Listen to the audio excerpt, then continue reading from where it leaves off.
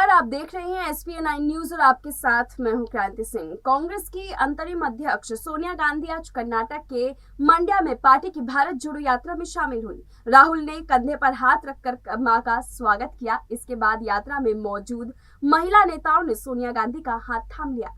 करीब 15 मिनट तक पैदल चलने के बाद राहुल ने सोनिया को वापस कार में भेज दिया। हालांकि कुछ देर आराम करने के बाद सोनिया फिर से पैदल यात्रा में शामिल हो गई। सोनिया 1 महीना पहले ही कोरोना से उबरी हैं। अभी सोनिया का स्वास्थ्य पूरी तरह से ठीक नहीं हुआ है। कर्नाटक से सोनिया गांधी का गहरा संबंध है। जब कभी गांधी परिवार पर राजनीतिक संकट आया तब दक्षिण भारत ने उसे मुश्किल से उबारा है। भारत की दिवंगत प्रधानमंत्री इंदिरा गांधी ने भी दक्षिण भारत की सीटों से लोकसभा चुनाव लड़ा है। इमरजेंसी के बाद जब इंदिरा गांधी की सरकार चली गई थी तो 1980 में भी जब उन्हें एक सुरक्षित लोकसभा सीट की जरूरत थी, ऐसे में उन्होंने कर्नाटक के चिकमंगलूर से चुनाव लड़ा था। इंदिरा गांधी ने आंध्र प्रदेश के मेडक और यूपी के रायबरेली से नामांकन दाखिल किया था। हालांकि बाद में उन्होंने रायबरेली की सीट छोड़ दी थी। सोनिया गांधी ने भी कर्नाटक के बेल्लारी सीट से चुनाव लड़ चुकी है। 1999 के लोकसभा चुनाव में सोनिया गांधी को यूपी की अमेठी सीट से हारने का डर था। ऐसे में उन्होंने बेल्लारी से नामांकन दाखिल किया और अपने नामांकन को लेकर गोपनीयता रखने की कोशिश भी की। हालांकि बीजेपी को यह बात पता चल गई और उन्होंने सोनिया के खिलाफ सुषमा स्वराज को मैदान में उतार दिया।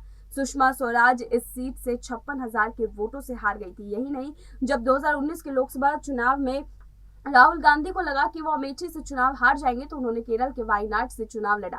कर्नाटक के मैसूर में भारत जोड़ो यात्रा के दौरान राहुल गांधी ने बारिश के बीच जनसभा को संबोधित किया। गांधी जयंती के मौके पर जब पूरे दिन की यात्रा के बाद राहुल लोगों को संबोधित करने के लिए मंच की तरफ बढ़े तो बारिश होने लगी। इस मौके पर राहुल ने बारिश रोकने का इंतजार नहीं किया, देखते हुए उन्होंने भाषण जारी रख दिया। लेकिन देखिए, यहाँ पर सोनिया गांधी जिस तरह से भारत जोड़ो यात्रा में शामिल हुई और दक्षिण के इस इलाके में जब वो पहुंची तो जाहिर सी बात है कि यहाँ से वो तमाम विपक्ष के ऊपर जो है लगातार हमलावर भी नजर आई।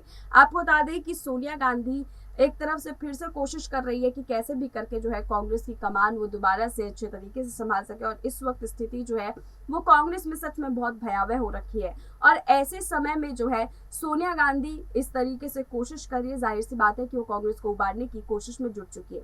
देखना यह है कि जहां से हर बार कांग्रेस संभल जाती है, क्या एक बार फिर से उस जगह की पदयात्रा जो है वो कांग्रेस को संभालने का काम करेगी या नहीं। फिलहाल आज की हमारी इस खास रिपोर्ट बस इतना ही। देश दुनिया की तमाम बड़ी खबरों के लिए देखते रहिए SPN9 न्यूज।